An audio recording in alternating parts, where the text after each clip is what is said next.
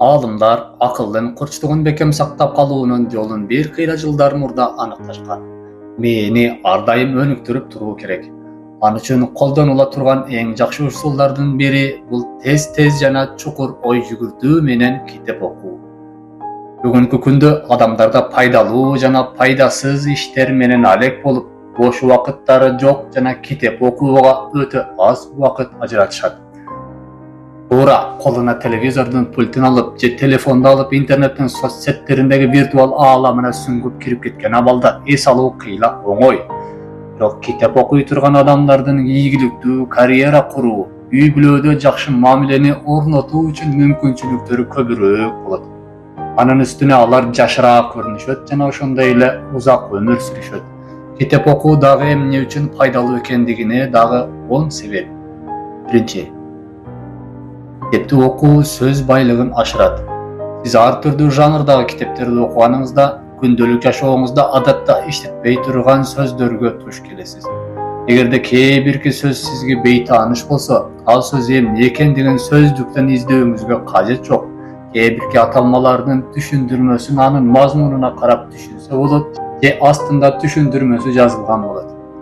Окуу бир эле сөз байлыгыңызды ашырууга, а балким сиз сабаттуулугуңузду да ашырууга жардам берет. Экинчи, китеп окуу адамдар менен мамиле кылууда жардам берет. Мунун натыйжасында бир эле сиздин сабаттуулугуңуз эмес, ошондой эле сүйлөө чеберчилигиңиз, пикириңизди анык түшүндүрө ала турган деңгээлге жетесиз.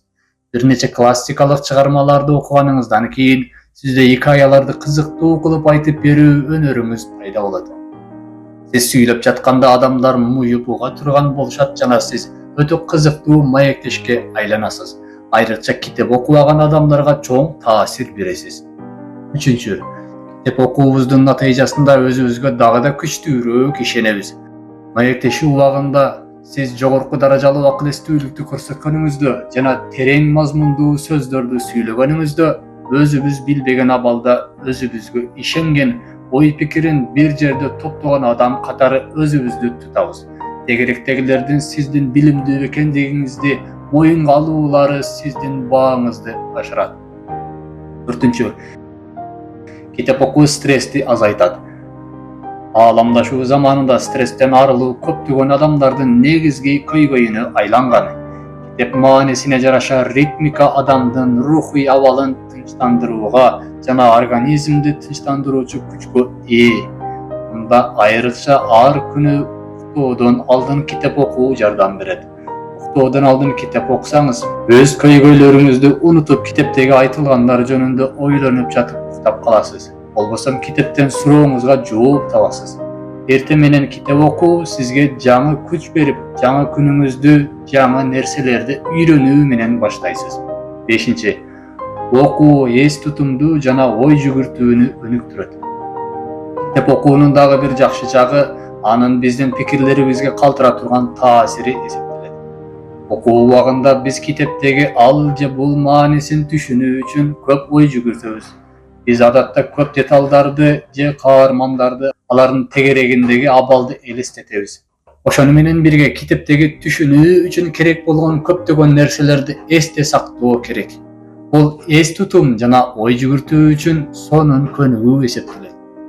Алтынчы, китеп окуу Альцгеймер оорусунан сактайт.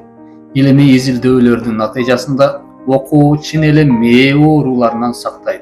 Сиз окуган убакта мээ дагы да активдешет жана ал мээнин жаш жана күчтүү абалын кармап турат.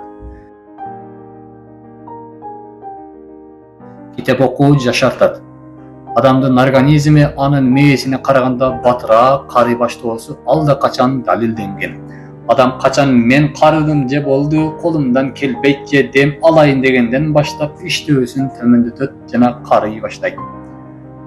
Сегизинчи, китеп окуу натыйжасында бизде чыгармачылык даражасы дагы да өнүгөт. Чыгармачыл адамдар бир убакыттын өзүндө бир нече пикирлерди ойлоосун. Аларды китептин каерлеринен алса болот. Кандайдыр бир китепти көп окуп жатканда ал жерден өзүңүзгө жаңы идеяларды алып, аларды кийин жашооңузда колдонууңуз мүмкүн. Тогузунчу, китеп окуу уйкуну жакшыртат.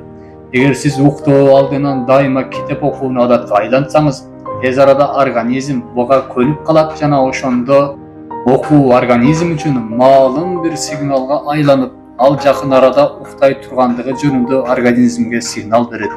Бул адат менен сиз уктоонун сапатын гана жакшыртып калбастан, эртең менен да өзүңүздү тетик сезесиз. 10. Китеп окуу ойду бир жерге чогултууну жакшыртат. Китеп окуп жатканда башка нерселерге алаксыбастан китептин маанисине пикирибизди бир жерге чогултуубуз керек. Телефондон соцсеттерди көп көрүү адамдын оюн бир жерге топтоону жоготот. Китеп окусаңыз, сиз мындан канча жыл мурдагы өткөн улуу адамдар менен маектешесиз. Алар сизге көп нерселерди айтып берет. Сиз китеп менен сырдашасыз жана ал сизге эң жакшы кеңештерин берет. Жана сиздин сырыңызды эч кимге айтпаган сырдаш болот. Өзүңүз сыяктуу адам менен сүйлөшүп олтурсаңыз, эч качан өспөйсүз. Китеп окусаңыз, ал жакта канчалаган окумуштуулар, аалымдар, улуу инсандар жөнүндө сизге айтып берет. Алар менен сүйлөшкөндөй болуп, жашооңузга көптөгөн пайдаларды аласыз. Жакшы чөйрө таппасаңыз, жакшы китептерди окуңуз, жашооңуз жакшы жакка сөзсүз өзгөрөт.